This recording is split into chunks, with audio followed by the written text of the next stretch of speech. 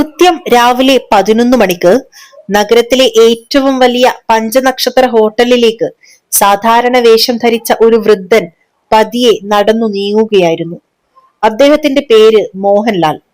കയ്യിൽ ഒരു പഴയ തുണിക്കിഴിയുണ്ടായിരുന്നു. ഹോട്ടലിന്റെ ഗേറ്റിൽ എത്തിയതും കാവൽക്കാരന്റെ നെറ്റി ചുളിഞ്ഞു. ഗാർഡ് മുന്നോട്ട് വന്ന് വഴി തടഞ്ഞു. എന്നിട്ട് പറഞ്ഞു, ബാബാ, നിങ്ങൾ എവിടെയാണ് വന്നത്? ഇവിടെ എന്താണ് നിങ്ങൾക്ക് ആവശ്യം? മോഹൻലാൽ നേരിയ ചിരിയോടെ പറഞ്ഞു, മോനെ, എനിക്കിവിടെ ബുക്കിംഗ് ഉണ്ട്, അതിനെക്കുറിച്ച് ഒന്ന് തിരക്കാനായിരുന്നു. ഗാർഡ് ചിരിച്ചുകൊണ്ട് തന്റെ സഹപ്രവർത്തകനോട് പറഞ്ഞു, അയ്യോ നോക്കൂ, ബാബ പറയുന്നു അദ്ദേഹത്തിന് ഇവിടെ ബുക്കിംഗ് ഉണ്ടെന്ന്. ഗാർഡ് മോഹൻലാലിനോട് വീണ്ടും പറഞ്ഞു, ബാബ, നിങ്ങൾക്ക് തീർച്ചയായും തെറ്റിപ്പോയതാണ്. ഒരുപക്ഷെ ആരെങ്കിലും നിങ്ങൾക്ക് തെറ്റായ വിലാസം നൽകിയതാകാം. കാരണം ഇത് വളരെ ആഡംബരമുള്ള ഹോട്ടലാണ്. വലിയ ആളുകളാണ് ഇവിടെ വരുന്നത്. ഒരു സാധാരണക്കാരന് ഇത് താങ്ങാൻ കഴിയില്ല. അപ്പോഴേക്കും ഹോട്ടലിലെ റിസപ്ഷനിസ്റ്റ് പ്രിയ സക്സേന ഈ സംഭാഷണം കേട്ടു. അവൾ മോഹൻലാലിനെ തലമുതൽ കാൽ വരെ നോക്കി. അവളുടെ ചുണ്ടിൽ ഒരു നേർത്ത ചിരി വന്നു. അത് സ്വാഗതത്തിന്റെ ചിരി ആയിരുന്നില്ല, മറിച്ച് പരിഹാസത്തിന്റെയും അവഗണനയുടെയും ചിരിയായിരുന്നു. പ്രിയ പറഞ്ഞു, ബാബാ, നിങ്ങൾക്ക് ഈ ഹോട്ടലിൽ ബുക്കിംഗ് ഉണ്ടാകാൻ സാധ്യതയില്ല. ഇത് വളരെ വില കൂടിയ ഹോട്ടലാണ്. ഒരുപക്ഷെ നിങ്ങൾക്ക് സ്ഥലം മാറിയതാകാം.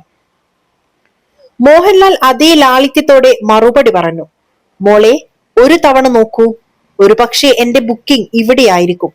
പ്രിയ അലസതയോടെ തോളുകൾ കുലുക്കി പറഞ്ഞു, ശരി ബാബാ, അതിന് സമയമെടുക്കും. നിങ്ങൾ കാത്തിരിപ്പ് കേന്ദ്രത്തിൽ പോയിരിക്കുക. മോഹൻലാൽ തലയാട്ടി. പതിയെ കാത്തിരിപ്പ് കേന്ദ്രത്തിലേക്ക് നടന്നു. ലോബിയിലെ പല അതിഥികളും അദ്ദേഹത്തെ വിചിത്രമായി നോക്കി. ഒരാൾ പതുക്കെ പറഞ്ഞു, സൗജന്യ ഭക്ഷണം കഴിക്കാൻ വന്നതാണെന്ന് തോന്നുന്നു. മറ്റൊരാൾ പറഞ്ഞു, ഇവിടെ നിന്ന് ഒരു ഗ്ലാസ് വെള്ളം പോലും വാങ്ങാൻ ഇയാൾക്ക് കഴിവില്ല. മോഹൻലാൽ ഇതെല്ലാം കേട്ടു. പക്ഷേ അദ്ദേഹം നിശബ്ദനായിരുന്നു. മൂലയിലെ കസേരയിലിരുന്നു. തുണിക്കിഴി തറയിൽ വെച്ചു. ഇരു കൈകളും വടിയിൽ ഊന്നി മൗനമായി ഇരുന്നു. ലോബിയിലെ അന്തരീക്ഷം അസ്വസ്ഥമായിരുന്നു. ആളുകൾ ചായയും കാപ്പിയും കുടിച്ച് അദ്ദേഹത്തെ ചൂണ്ടി സംസാരിച്ചു. ഒരു ചെറിയ കുട്ടി അമ്മയോട് നിഷ്കളങ്കമായി ചോദിച്ചു, അമ്മേ, ഈ ബാബ എന്തിനാണ് ഇവിടെ ഇരിക്കുന്നത്? ഇദ്ദേഹം ഹോട്ടലിലുള്ളവരെ പോലെ തോന്നുന്നില്ലല്ലോ. അമ്മ മറുപടി പറഞ്ഞു, മോനെ, ഇതെല്ലാം വിധിയാണ്. ഭാഗ്യം കൂടിയില്ലെങ്കിൽ ആരുടെയും പരിഹാസം കേൾക്കേണ്ടി വരും. ഇതിനിടയിൽ പ്രിയ വീണ്ടും അടുത്തുകൂടി കടന്നുപോയി. അവൾ സഹപ്രവർത്തകനോട് പറഞ്ഞു, മാനേജർ സാബ് എന്തായിരിക്കും പറയുക? ഇങ്ങനെയുള്ള ആളുകളെ ഇവിടെ ഇരുത്തുന്നത് പോലും അപകടകരമാണ്. ഹോട്ടലിന്റെ പ്രതിച്ഛായ മോശമാകുന്നു. സഹപ്രവർത്തകർ ചിരിച്ചുകൊണ്ട് പറഞ്ഞു, സാരമില്ല, കുറച്ചു കഴിഞ്ഞാൽ ഇയാൾ തനിയെ എഴുന്നേറ്റ് പോകും. മോഹൻലാൽ ഇതെല്ലാം കേൾക്കുന്നുണ്ടായിരുന്നു. പക്ഷെ ഒരു വാക്കുപോലും പറയാൻ അദ്ദേഹത്തിന് കഴിഞ്ഞില്ല. ആരെങ്കിലും തന്റെ വാക്കുകൾ കേൾക്കാൻ അദ്ദേഹം കാത്തിരുന്നു. 1 മണിക്കൂറോളം അദ്ദേഹം അവിടെ തന്നെ ഇരുന്നു. ഇടയ്ക്കിടെ ക്ലോക്കിലേക്ക് നോക്കും, റിസപ്ഷനിലേക്ക് നോക്കും. ആരെങ്കിലും വന്ന്, അതെ ബാബ, നിങ്ങളുടെ ബുക്കിംഗ് ഇവിടെയുണ്ട് എന്ന് പറയുമെന്ന് അദ്ദേഹം പ്രതീക്ഷിച്ചു. പക്ഷേ അതുണ്ടായില്ല. മോഹൻലാൽ പതിയെ കസേരയുടെ സഹായത്തോടെ എഴുന്നേറ്റു. അദ്ദേഹം റിസപ്ഷനിലേക്ക് നോക്കി പറഞ്ഞു, മോളെ, നിങ്ങൾക്ക് തിരക്കാണെങ്കിൽ നിങ്ങളുടെ മാനേജറെ വിളിക്കൂ. എനിക്ക് അദ്ദേഹത്തോടും ചില പ്രധാനപ്പെട്ട കാര്യങ്ങൾ സംസാരിക്കാനുണ്ട്. ഇപ്പോൾ ഇയാൾക്ക് മാനേജരെ കാണുകയും വേണം എന്ന് പ്രിയ മനസ്സിൽ വിചാരിച്ചു. എന്നിട്ട് ഇഷ്ടമില്ലാതെ ഫോണെടുത്ത് ഹോട്ടൽ മാനേജർ വിക്രം സിംഗിനെ വിളിച്ചു. അവൾ പറഞ്ഞു, സർ, ഒരു വൃദ്ധൻ നിങ്ങളെ കാണാൻ ആഗ്രഹിക്കുന്നു. വിക്രം ദൂരെ നിന്ന് മോഹൻലാലിനെ നോക്കി ഫോണിലൂടെ ചിരിച്ചുകൊണ്ട് പറഞ്ഞു, ഇയാൾ നമ്മുടെ അതിഥിയാണോ അതോ ചുമ്മാ വന്നതാണോ? എനിക്കിപ്പോൾ സമയമില്ല. അയാളോട് ഇരിക്കാൻ പറയൂ, കുറച്ചു കഴിഞ്ഞാൽ തനിയെ പോകും. പ്രിയ അതേ ഉത്തരവ് ആവർത്തിക്കുകയും മോഹൻലാലിനോട് കൂടുതൽ സമയം ഇരിക്കാൻ കൽപ്പിക്കുകയും ചെയ്തു. മോഹൻലാൽ ദീർഘമായി ശ്വാസമെടുത്ത് വീണ്ടും അതേ മൂലയിൽ കസേരയിൽ ഇരുന്നു. എല്ലാവരുടെയും നോട്ടത്തിന്റെ ഭാരം അദ്ദേഹത്തിന്റെ തോളിൽ ഉണ്ടായിരുന്നു. പക്ഷേ അദ്ദേഹത്തിന്റെ കണ്ണുകളിൽ ഇപ്പോഴും ആ ക്ഷമ ഉണ്ടായിരുന്നു. സത്യത്തെ മറച്ചുവെക്കാൻ സാധിക്കും, പക്ഷെ തടയാൻ കഴിയില്ല എന്ന് അദ്ദേഹത്തിന് അറിയാമായിരുന്നു. സമയം പതിയെ നീങ്ങിക്കൊണ്ടിരുന്നു. പക്ഷെ മോഹൻലാലിന് ഓരോ നിമിഷവും ഒരു മല പോലെ ഭാരമുള്ളതായിരുന്നു. ഈ സമയം റിസപ്ഷനിസ്റ്റ് പ്രിയ സക്സേന വീണ്ടും അദ്ദേഹത്തിന്റെ അടുത്തേക്ക് വന്നു. അവൾ പരുഷമായി പറഞ്ഞു, ബാബ, നിങ്ങൾക്ക് കുറച്ചുകൂടി കാത്തിരിക്കേണ്ടി വരും. മാനേജർ സാബിന് ഇപ്പോഴും തിരക്കാണ്. മോഹൻലാൽ പുഞ്ചിരിച്ച് തലയാട്ടി പറഞ്ഞു, ശരി മോളെ, ഞാൻ കാത്തിരിക്കാം. അതേസമയം ഹോട്ടൽ മാനേജർ വിക്രം സിംഗ് തന്റെ ക്യാബിനിൽ ഇരുന്ന് വിദേശ ക്ലയന്റുമായി ഫോണിൽ സംസാരിക്കുകയായിരുന്നു. അദ്ദേഹത്തിന്റെ മുഖത്ത് അഹങ്കാരം വ്യക്തമായി കാണാമായിരുന്നു. ഫോൺ വെച്ച ഉടൻ പ്രിയയുടെ കോൾ വീണ്ടും വന്നു. പ്രിയ പറഞ്ഞു, സർ, ആ വൃദ്ധൻ ഇപ്പോഴും ലോബിയിൽ ഇരിക്കുന്നുണ്ട്. നിങ്ങൾ ഒരു തവണ അദ്ദേഹത്തെ കാണണം. വിക്രം ചിരിച്ചുകൊണ്ട് പറഞ്ഞു, ഇരിക്കട്ടെ, കുറച്ചു കഴിഞ്ഞാൽ ക്ഷീണിക്കും, തനിയെ പോകും. ഇങ്ങനെയുള്ള ചെറിയ ആളുകൾക്ക് വേണ്ടി എനിക്ക് സമയമില്ല. അപ്പോൾ അവിടെ ഒരു ചെറിയ ജീവനക്കാരൻ വന്നു. ഹോട്ടലിലെ ബെൽബോയ് ആയ സൂരജ് വർമ്മയായിരുന്നു അത്. ലോബിയിൽ എല്ലാവരും മോഹൻലാലിനെ പരിഹസിക്കുന്നത് അവൻ കണ്ടു. പക്ഷെ സൂരജിന്റെ കണ്ണുകളിൽ അദ്ദേഹത്തോട് ബഹുമാനമായിരുന്നു. അവൻ പതിയെ അടുത്തു വന്നു പറഞ്ഞു, ബാബ, നിങ്ങൾ എത്ര നേരമായി ഇരിക്കുന്നു? ആരും നിങ്ങളെ സഹായിച്ചില്ലേ?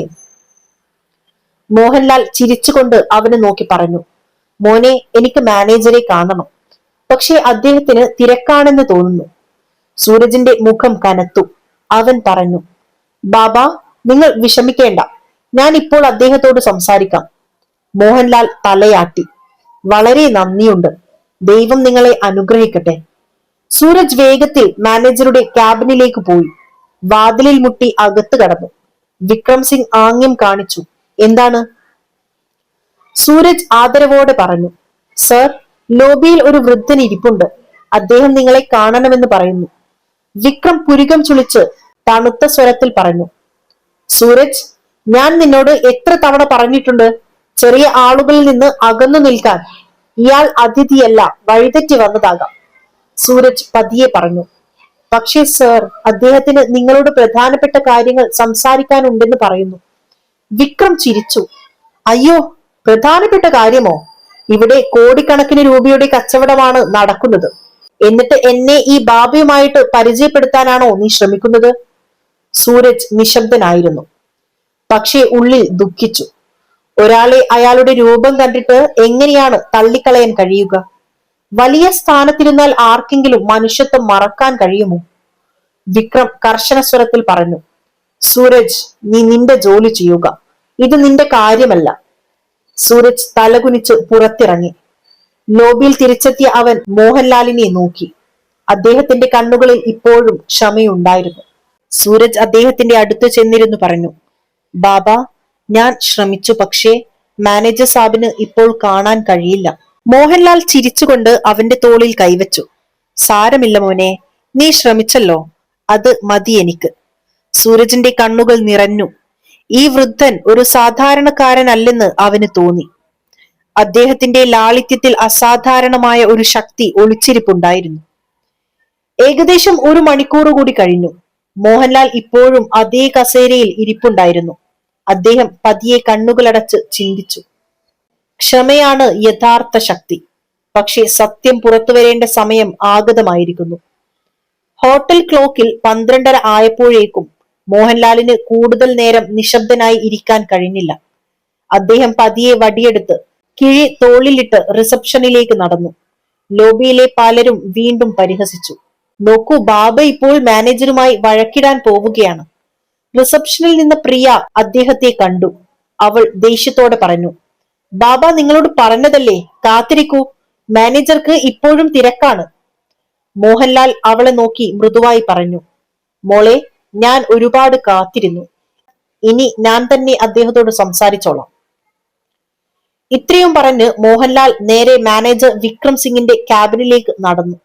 ലോബിയിൽ നിശബ്ദത പരന്നു. എല്ലാവരുടെയും കണ്ണുകൾ അങ്ങോട്ട് നീങ്ങി. ഇനി എന്ത് സംഭവിക്കുമെന്ന് എല്ലാവർക്കും അറിയണമായിരുന്നു. മോഹൻലാൽ ക്യാബിന്റെ വാതിൽ തുറന്നപ്പോൾ വിക്രം കറങ്ങുന്ന കസേരയിൽ അഹങ്കാരത്തോടെ ഇരിക്കുകയായിരുന്നു. അയാൾ പുരികം ഉയർത്തിക്കൊണ്ട് പറഞ്ഞു, അതെ ബാബ, പറയൂ, എന്താണ് ഈ ബഹളം? എന്താണ് നിങ്ങൾക്ക് വേണ്ടത്? മോഹൻലാൽ പതിയെ കിഴി തുറന്ന് അതിൽ നിന്ന് ഒരു കവർ പുറത്തെടുത്തു. അത് മുന്നോട്ട് നീട്ടിക്കൊണ്ട് പറഞ്ഞു, ഇത് എന്റെ ബുക്കിങ്ങിന്റെയും ഹോട്ടലുമായി ബന്ധപ്പെട്ട ചില വിവരങ്ങളുമാണ്. ദയവായി ഒരു തവണ നോക്കൂ. വിക്രം ചിരിച്ചുകൊണ്ട് കവർ കയ്യിലെടുത്തു. പക്ഷേ തുറക്കാതെ മേശപ്പുറത്ത് വെച്ച് തട്ടി. അവന്റെ ചിരിയിൽ അഹങ്കാരം വ്യക്തമായിരുന്നു. അവൻ പറഞ്ഞു, ബാബ, ഒരു മനുഷ്യന്റെ പോക്കറ്റിൽ പണമില്ലെങ്കിൽ ബുക്കിംഗ് പോലുള്ള വലിയ കാര്യങ്ങൾ സംസാരിക്കുന്നത് വെറുതെയാണ്. നിങ്ങളെ പോലുള്ള ആളുകളുടെ രൂപം കണ്ടാൽ തന്നെ എനിക്ക് അറിയാം നിങ്ങളുടെ കയ്യിൽ ഒന്നുമില്ലെന്ന്. ഈ ഹോട്ടൽ നിങ്ങൾക്ക് താങ്ങാൻ കഴിയില്ല. നിങ്ങൾ ഇവിടെ നിന്ന് പോകുന്നതാണ് നല്ലത്. മോഹൻലാൽ അവന്റെ കണ്ണുകളിലേക്ക് നോക്കി. അദ്ദേഹത്തിന്റെ ശബ്ദം ഇപ്പോൾ ഗൗരവമുള്ളതായി. മോനെ, കാണാതെ എങ്ങനെയാണ് നിങ്ങൾ ഇത് തീരുമാനിച്ചത്? ഈ പേപ്പറുകൾ ഒരു തവണ നോക്കൂ. സത്യം പലപ്പോഴും കാണുന്നത് പോലെയല്ല.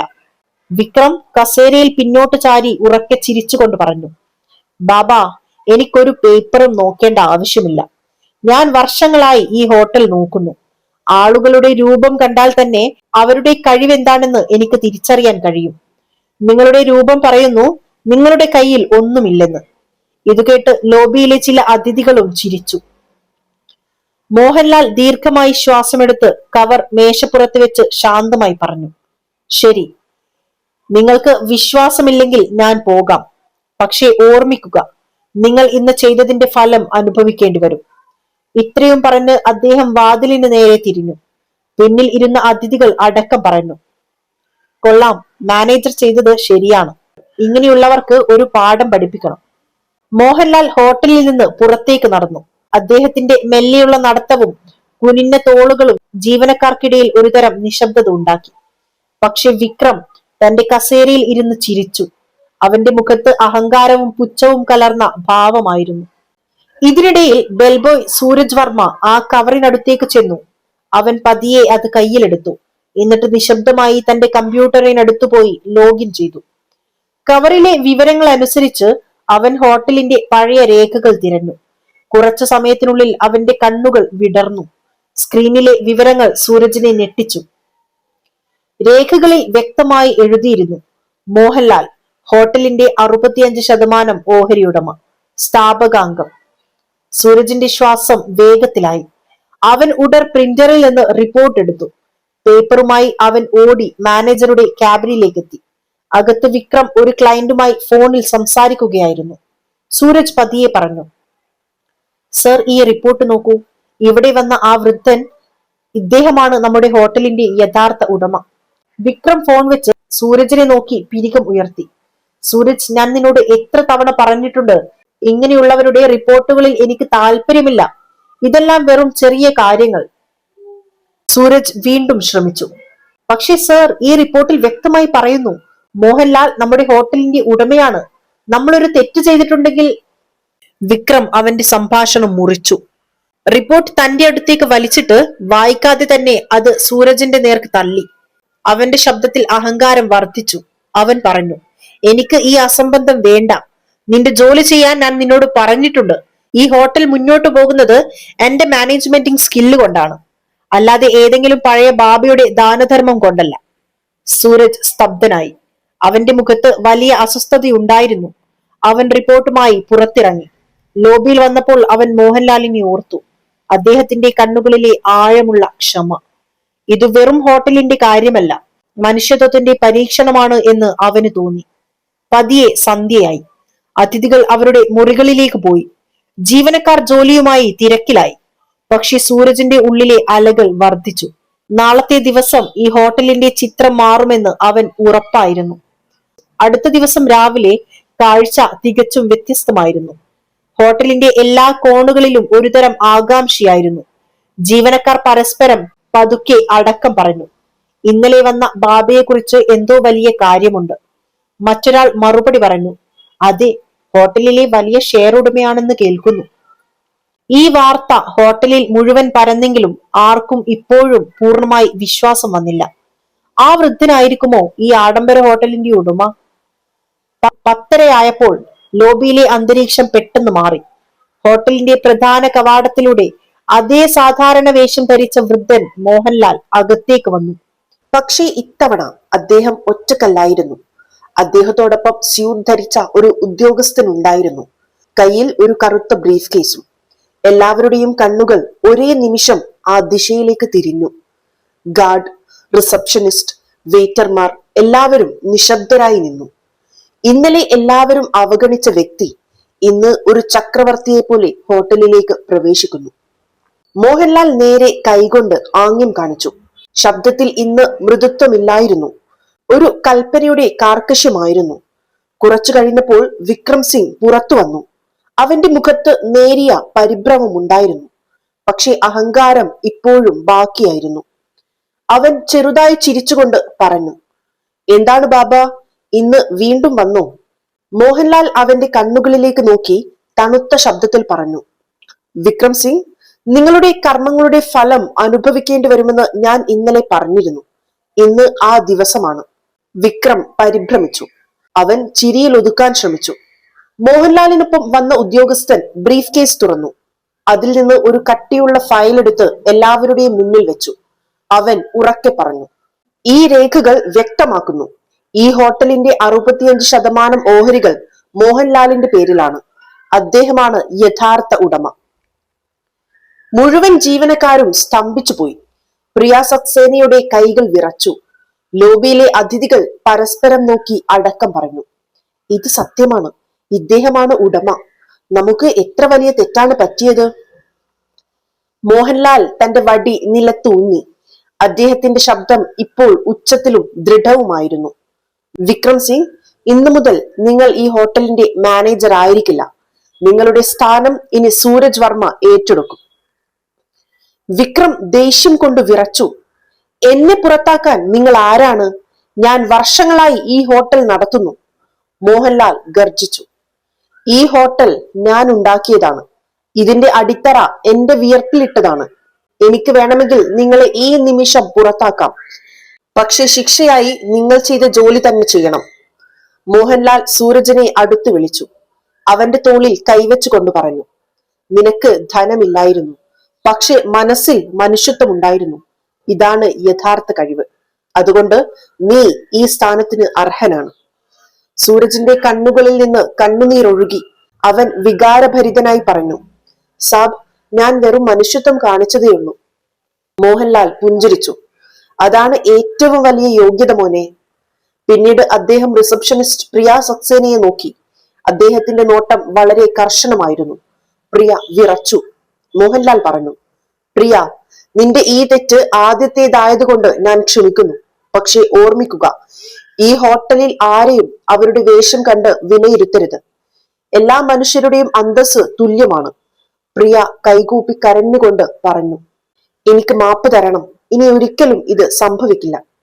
മോഹൻലാൽ ചുറ്റും നോക്കി ഉച്ചത്തിൽ പറഞ്ഞു, "എല്ലാവരും കേൾക്കുക, ഈ ഹോട്ടൽ പണക്കാരുടേത് മാത്രമല്ല. ഇവിടെ മനുഷ്യത്വമായിരിക്കും യഥാർത്ഥ ഐഡന്റിറ്റി. ആരാണോ പാവപ്പെട്ടവനെന്നും പണക്കാരനെന്നും വ്യത്യാസം കാണിക്കുന്നത് അവർക്ക് ഇവിടെ തുടരാൻ യോഗ്യതയില്ല." ലോബിയിലെ അതിഥികൾ കരഘോഷം മുഴക്കി. എല്ലാവരും മോഹൻലാലിനെ ആദരവോടെ നോക്കി. ഇന്നലെ അദ്ദേഹത്തെ നിസ്സാരമായി കണ്ടവർ ഇന്ന് അദ്ദേഹത്തിന് മുന്നിൽ തലകുനിച്ചു.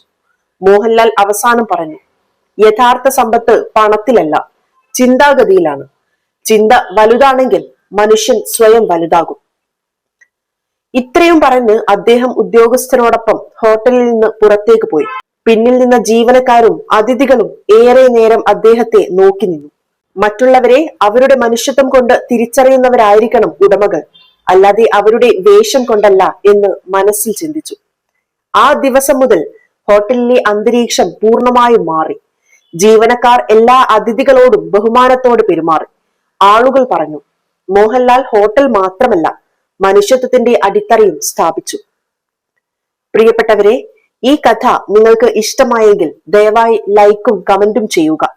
തുടർന്നും ഇത്തരം പ്രചോദനാത്മകമായ കഥകൾ ലഭിക്കുന്നതിനായി ഞങ്ങളുടെ ചാനൽ സബ്സ്ക്രൈബ് ചെയ്യുക. നന്ദി.